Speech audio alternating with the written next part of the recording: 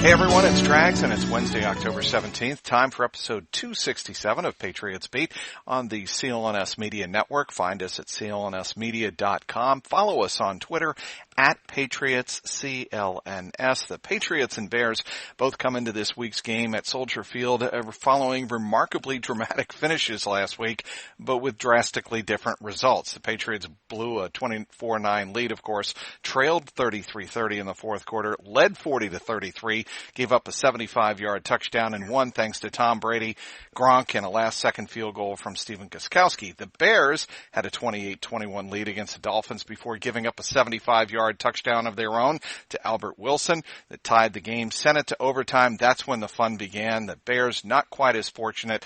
Former Patriots Akeem Hicks forcing a Kenyon Drake fumble at the one in overtime. Then the Bears marched down the field only to miss a 50-yard field goal and have the Dolphins win it on a last-second field goal in overtime. Wow, that's a lot. To discuss the fortunes of these two lost teams, I welcome Jeff Dickerson of NFL Nation reporter covering the Bears for ESPN, who can also be heard with Jonathan Hood Saturday evening 6 to 10 on ESPN Radio. Jeff, thanks for taking time out to join me on the Patriots Beat pod. Oh, Trag, it's my pleasure. Great to be with you. As we both know, covering an NFL team on the road, even though it's a one-game trip, can be an adventure. Thanks for making it back safe and sound through Nashville. Yes, I took the unusual Miami to Nashville to Chicago route, and it was weird this morning having breakfast at Tootsie's in the Nashville airport 2 days after the Bears played the Dolphins in Miami. Just like I drew it up. No, I'm just kidding. It was it was an adventure. But like you said, that the Bears game on Sunday, unbelievable. That was an adventure too. That was a tough loss for them. That was a brutal one. Yeah, well, tell us about it. I mean, how is the psyche of the team? I'm gonna, we'll get to a little bit more on Khalil Mack a little later on. But not only did they lose the game, but they lost arguably their best player. Well, they didn't lose him. He was dinged up. Khalil Mack suffering an ankle injury. What's the latest you can tell us about Khalil Mack? Well, he went back in and he finished the game. He got hurt early in that game, and he went right to the blue medical tent, and they looked at him for a while. They taped him back up. It was his right ankle.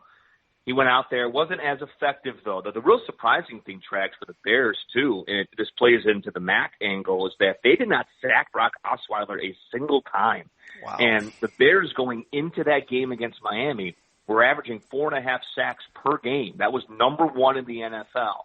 And Osweiler, he's not super slow back there, but, I mean, he's 6'7". He's a big target. And the Bears could not get to him all afternoon, so that was disappointing, but no doubt that was exasperated by Khalil Mack's ankle injury. We did talk to him after the game by his locker, said he was going to be fine. Of course, they'll do additional follow-up testing and everything this week, but I think it's going to probably take an awful lot to hold him out of the Patriots game. But if he goes this weekend, as most expect, he definitely is not going to be 100%. That's not a good development for the Bears by any means whatsoever. And I think it actually matters that they're at home. He might feed off some of the early energy there, and that actually, I think, helps him as opposed to the road. Do you think there is anything to that?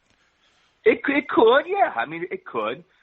Big game for the Bears, though, and I don't know how the city is feeling about this Patriots game on Sunday. This is a real swing game for the Bears. I mean, they're 3-2. Right. They lost the game they should have won against Miami. You could also argue that with the game against Green Bay in Week 1, I mean, they had a good chance to win that game. They were up big at halftime. But the point is, you're 3-2.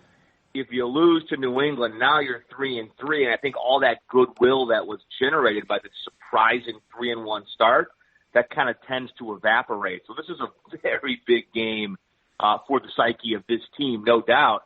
And I don't know what the confidence level is in town, but I think that the players know that, boy, it's going to be a very tall order. I mean, the last couple times the Bears have faced the Patriots, as you know, Trags, it has been rough. The game in the snow at Soldier Field when the game was over at halftime, and then the single worst game I've ever covered was when a Mark Trestman-led Chicago Bears team went to Foxborough. And if it wasn't for Rob Gronkowski having, quote-unquote, dehydration, I think he would have scored 10 touchdowns that day. That was an embarrassment. It won't be an embarrassment this weekend, but they got to play their absolute best to win, and I think they know that. How is Chicago handling Matt Nagy and the Matt Nagy era and the Bears? Because the NFC North is, to me, a fascinating division because the Vikings, they beat the Cardinals and they're starting to get into a bit of a rhythm. But you have Aaron Rodgers and the Packers. Obviously, they had another incredibly dramatic win over San Francisco Monday night. And you have the Bears right there, and I don't see any team really pulling away, or does everybody in the Windy City expect the Vikings to eventually pull away and show they're the best? Or Rodgers, just because he's the one-man wrecking crew. I mean, if he gets on a heater, even though I don't think their roster is as talented as Minnesota's roster is. No. I think that's dangerous. I think people, you have to give some slack to Bears fans because this team has not made the playoffs since 2010. They've been dead last in their division since 2014.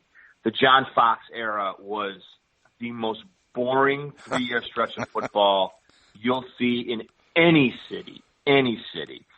So I think when the Bears get off to this 3-1 start, expectations automatically go through the roof, and now finishing 8-8 just isn't good enough in Matt Nagy's first year. Now people think 9, 10, 11 wins, and I just don't think they're really at that point yet. It takes a long time to learn this offense.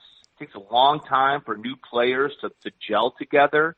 I think if you watch the Dolphins game, you saw some play calls by Matt Nagy that were a little, I think, regrettable, a little too conservative there in overtime, maybe a little too conservative at the end of regulation. But that's what first-year head coaches do. They make mistakes. But I just don't think there's a lot of patience or tolerance for that right now in Chicago. So I think the Matt Nagy era has gotten off to a very good start. But I do know that there was a lot of second-guessing about some of those conservative play calls I mentioned before in that Dolphins game, and a lot of people do think that did contribute to the Bears losing that one. Certainly there's been some talk and hope, I would think, in Chicago that he'll do with the Bears what Sean McVay did with the Rams. McVay coming in, hired when he was only 30 years old and getting them to the playoffs last year, and not only getting them to the playoffs, winning the division, having a home game that they obviously lost to the Atlanta Falcons. But do you think the Nagy-McVay comparisons hold any water right now? Yeah, I don't know if Nagy's going to have that immediate of an impact, but I like Nagy. I mean, I've covered a few head coaches now in my time on the Bears beat from 2004, and I like the guy. I think, first of all, I think it's incredibly important nowadays in the NFL to have a coach that can really connect with the players. And I think being younger sometimes helps in that regard. He's a young guy, lots of energy, very personable, a lot of accountability, not a big ego. And I think the locker room likes that. I really do. And I think he has a lot of creative play concepts from his time, play calling concepts of his time with Andy Reid. I think he's a very smart guy. Now, that being said, again, I think there's just things that you learn as you go about your career of being a head coach. He was not a head coach at really almost any level before he got the Bears job. He was only a coordinator for a short time, only called plays for 5 games last year in Kansas City. So there's just a lot that he's still learning. And I think ultimately it's going to turn out that he's going to be the right guy. They did a much better job of giving him better talent on the roster. There's some high-impact players. We talked about Khalil Mack, also Allen Robinson, Tariq Cohen. Right. Taylor Gabriel's having a good year. Trey Burton. Jordan Howard is still a holdover from the Fox era. So I think everything's in place for this team to eventually be pretty good and hopefully turn into a perennial playoff contender. I think that's the goal. I don't think the Bears go from dead last to the championship game in the NFC this year. But if Nagy can get them to be a team that consistently wins 8, 9, 10 games and just gets into the playoffs, boy, I think that would be a real breath of fresh air and something the city is going to welcome with open arms. Speaking with Jeff Dickerson, covering the Bears for ESPN's NFL Nation and co-host of Dickerson and Hood on ESPN Radio. Hey, Boston sports fans, do you want to get killer seats to see your favorite team for the price of a beer or even a large pizza? Tired of paying for all of the inflated markups from brokers or last-minute convenience charges, so you actually end up paying courtside prices for nosebleed seats? Well, there's an answer. Go to onein100.co. That's 1in100.co. Feeling lucky? Try it out now. The novelty of 1in100 is that there's no other place online that's doing online raffles to win tickets. The cost to potentially score tickets with 1in100 is a small fraction of the actual ticket price. Score a pair of tickets for less than the cost of a beer. Your first raffle ticket is free after signing up. Feeling lucky? Try it now. ONEIN, the number 100.co. That's 1in100.co. Back with Jeff Dickerson of ESPN's NFL Nation. Okay, I want to get to somebody who has had a drastic impact on this roster, Ryan Pace, the general manager who has taken a couple of big gambles, right? Drafting Mitchell Trubisky and making the blockbuster trade for Khalil Mack. Tell us about Ryan Pace and how he's being accepted by the Chicago Bears fan base. Oh, much better now. I think the trap that Ryan Pace fell into when he first got the job is that he was this really young first-time GM, and he goes out and he hires John Fox. So I think right off the bat, most of the power was ceded towards Fox, and not all the power. Don't get me wrong, but the Bears, you saw the Bears signing older players. Just the way things were done. Players Fox could trust. Yeah, I think so. And don't get me wrong, there were some players that at one point, Eddie Royal was a good player. At one point, Antro Roll was a good player. You catch my drift? But when they got to the Bears, it was basically over. And so, but these are guys Fox likes. This is Fox. This is his mentality, very conservative on offense. And I don't think that's how Ryan Pace felt, but I think he just was in a situation where, just by default, Fox was going to have a lot of influence and a lot of power. I think when he drafted Trubisky, that was the real point where he said, "I'm doing this my way," because Fox, I don't think they were of the mindset that they were going to take Trubisky second overall, move up to get him. But I think that's where everything started to change for Ryan Pace. I do think he's done a good job with a lot of these draft picks. Tariq Cohen is a tremendous player. Eddie Jackson had a bad game against the Dolphins, but he's a really good player at safety. Still waiting on Leonard Floyd. The Kevin White pick obviously did not work out, but the offseason, the free agent class with Robinson and Burton and Taylor Gabriel. So I think Ryan Pace has done a good job, a much better job the last year and a half than early in his tenure. But we'll see. I mean, so much of it's going to depend on Trubisky, and if he really ascends to being a franchise quarterback, then I think everything else takes care of itself. Trags, I like Trubisky. I think there's been a lot of improvement this year, and he's only played 5 games in this system with Matt Nagy. Right. He makes mistakes, absolutely, but boy, you cannot deny that the athleticism is there, the talent is there, and slowly I feel like that's being developed. So if that pick hits Trubisky, then Ryan Pace is going to be good in this town for the next 10 years. He'll have no job issues. So you watched what Pat Mahomes was able to do Sunday night against the Patriots secondary, right? So I asked Brian Flores, the ipso facto defensive coordinator of the Patriots, what are you going to do? Is Trubisky a lot like Mahomes? Because Bill Belichick was saying he has a good arm, mobile in the pocket, can move around, and keeps his eyes down the field. Certainly we've already seen some great stats from Trubisky. Actually, one of the greatest statistical games in NFL history, the game against the Bucs when he was 19 of 26, 354, and 6 touchdowns with no picks. Do you think the Bears go into this game thinking we got a chance to kind of replicate what the Chiefs did? Well, here's the thing about Mahomes. Now, I'm a huge Mahomes fan. I mean, how can you not be a fan of Patrick Mahomes? I do think that Mahomes walked into a really good situation last year. Alex Smith is a pro's pro. And you've seen the reports come out this year, what a big influence Alex Smith was on Patrick Mahomes and how much he helped him. And, Mahomes had the benefit of sitting for 15 games with Andy Reid in an established offense with, a quarterback that knew what he was doing. So it was a great opportunity for him to learn and grow behind the scenes. Now, Trubisky did not have that luxury. Remember, the Bears starting quarterback at the beginning of last year was Mike Glennon. Wow. Offense is Yeah, not that's right. good.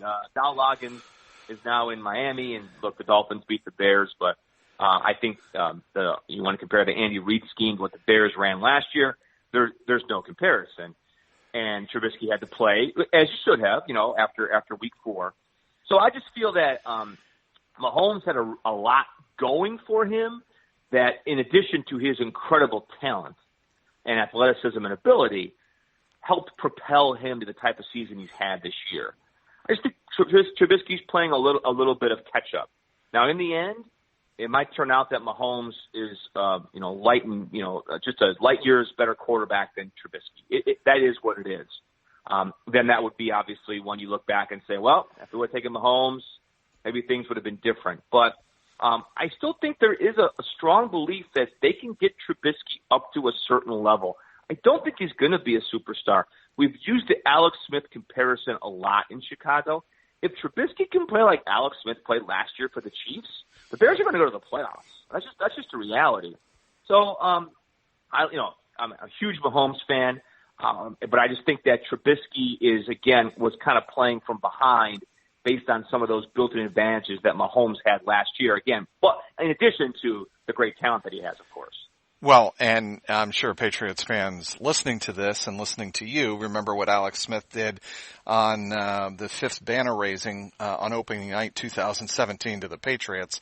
Hung 41 points up on Bill's defense, and certainly this is a little bit later in the season because the Patriots defense usually struggles early on. But if Trubisky can replicate what Alex Smith did against the Patriots, maybe that's the game plan. And obviously, it was Matt Nagy who was on that Chiefs staff who was able to help Andy Reid call that game.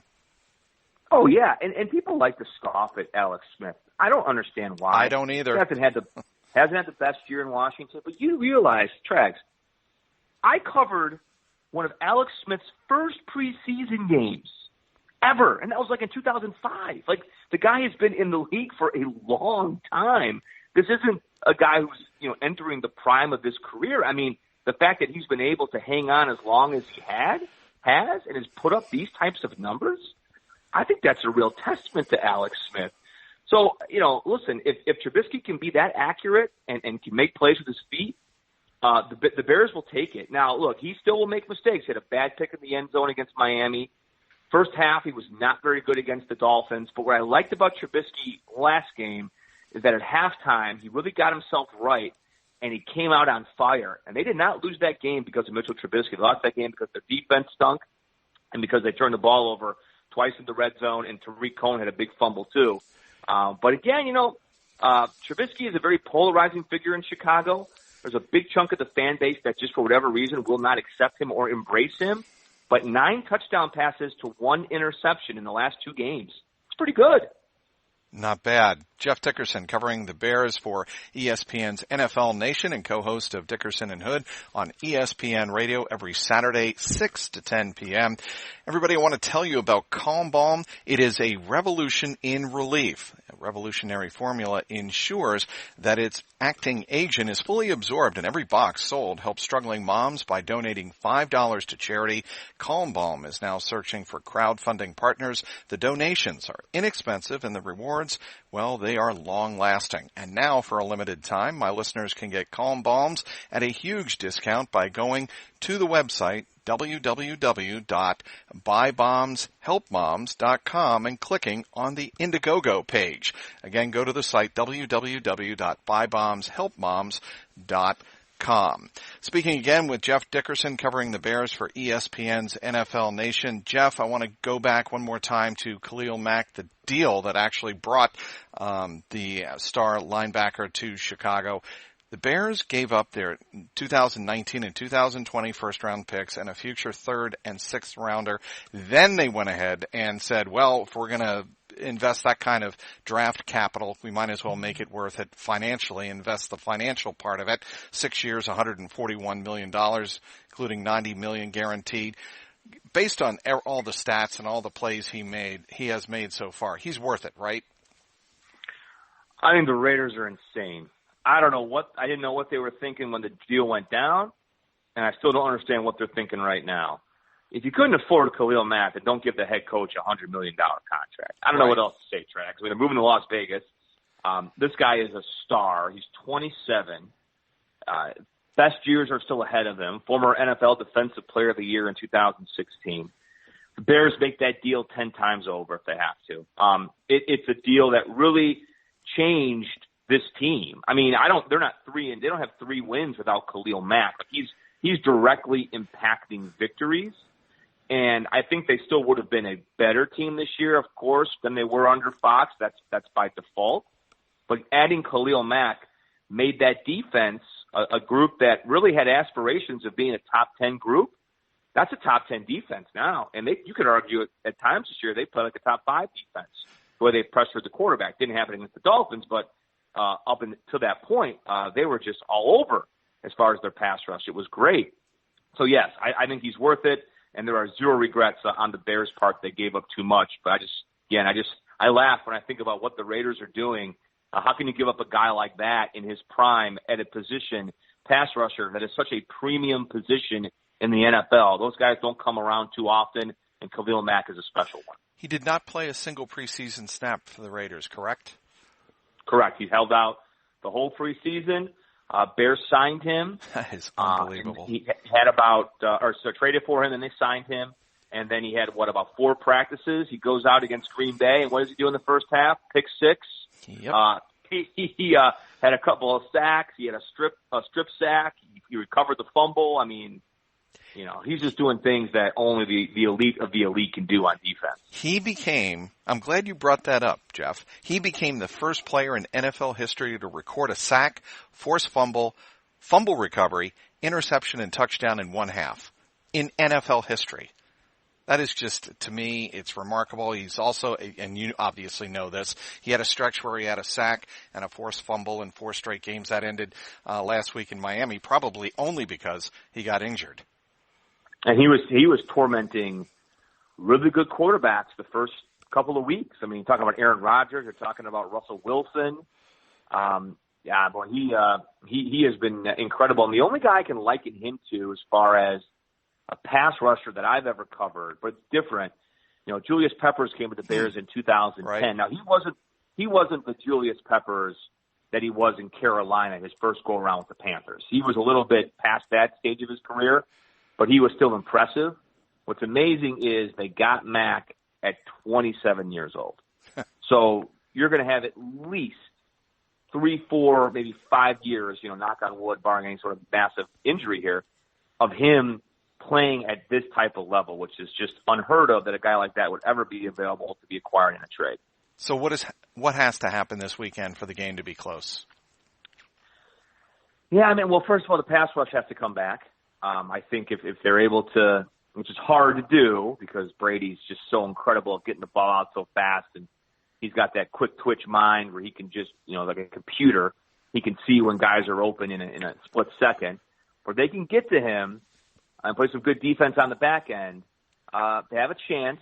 But I do think a lot of it's going to come down again to Trubisky, the way he protects the football and the way that his accuracy is. And if they can continue to make big plays down the field, that's what this team has really done. Look at some of these big throws to Allen Robinson and Taylor Gabriel. And Tariq Cohen can make so many big plays out of the backfield. If they can get the ball in their hands of their playmakers and they can do some damage, it could be close. But, I've seen the Bears-Patriots now a bunch in my career, and typically it does not end well for the Bears. So I don't know. I probably am going to pick a Patriots win. But I think the Bears, if they do those things I mentioned, can at least keep it close. Well, I'll tell you, I mean, and I'm sure you watched the Sunday night game, when you have all of those receivers running around free and loose in the secondary, I'm sure a quarterback is licking their chops and the receivers are licking their chops. I'm sure the Patriots will play a little bit better in the secondary, but I think it could be another track meet like it was Sunday night. But we will certainly be watching very closely. We'll be reading your stuff, Jeff, leading up to the game. I want to thank you very much for joining us. Oh, Treg, my pleasure. My pleasure. Have a great rest of your week and enjoy the game on Sunday. Want to thank everyone for downloading today's podcast. Want to thank our great guest, Jeff Dickerson, covering the Bears for ESPN's NFL Nation and co-host of Dickerson and Hood on ESPN Radio every Saturday evening, 6 to 10 p.m. Follow him on Twitter at DickersonESPN. Of course, we want to thank our great sponsors, Calm Balm and 1 in 100. For producer Michael Angi, our executive producer Larry H. Russell, and the founder of the network, Nick Gelso, this is Mike Petralia, and this has been the Patriots Beat podcast, powered by CLNS Media.